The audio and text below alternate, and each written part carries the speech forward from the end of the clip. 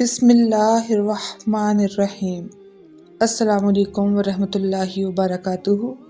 یہ کہانی صرف انسان کی پیدائش کی نہیں، یہ کہانی انسان کی عزت، مقام اور ذمہ داری کی ہے۔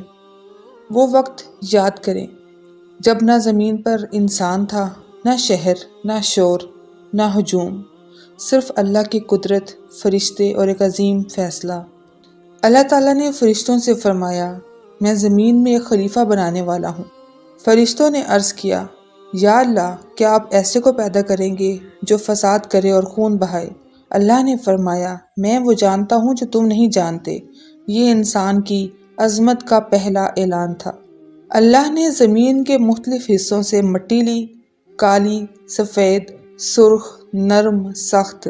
اسی لیے انسانوں کے رنگ، مزاج اور صلاحیتیں مختلف ہیں، مگر سب ایک ہی اصل سے ہیں، یعنی مٹی سے۔ اللہ نے اس مٹی سے حضرت آدم علیہ السلام کا جسم بنایا، ایک خوبصورت، متوازن، مکمل انسانی ڈھانچہ، اور پھر اسے کچھ وقت تک ویسے ہی چھوڑ دیا۔ فرشتے اسے دیکھتے اور سوچتے تھے، یہ کیا ہے؟ یہ مرحلہ انسان کی تیاری کا تھا، مگر ابھی روح نہیں تھی۔ روح پھونکی گئی، انسان زندہ ہو گیا۔ پھر اللہ نے فرمایا، جب میں اسے درست کر لوں اور اس میں اپنی طرف سے روح پھونک دوں تو تم سجدے میں گر جانا۔ جو ہی روح ڈالی گئی، حضرت آدم علیہ السلام نے آنکھ کھولی، سانس لی اور انسان وجود میں آیا۔ یہ وہ لمحہ تھا جب مٹی بولنے لگی، جب زمین نے آسمان سے رشتہ جوڑ دیا۔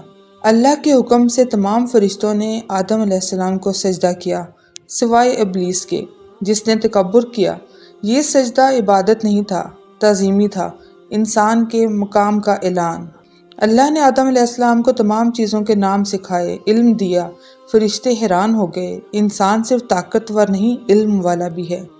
آدم علیہ السلام اور حوا علیہ السلام کو جنت میں رکھا گیا، مگر ایک درخت کے قریب جانے سے منع کیا گیا۔ ابلیس نے بہکایا، غلطی ہوئی، مگر آدم علیہ السلام نے فوراً توبہ کی۔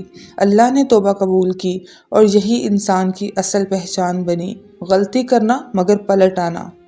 آخر میں پیغام ہے، انسان کوئی معمولی مخلوق نہیں، وہ مٹی سے ہے مگر اس میں اللہ کی روح ہے۔ وہ کمزور ہے مگر توبہ کے ساتھ طاقتور ہے۔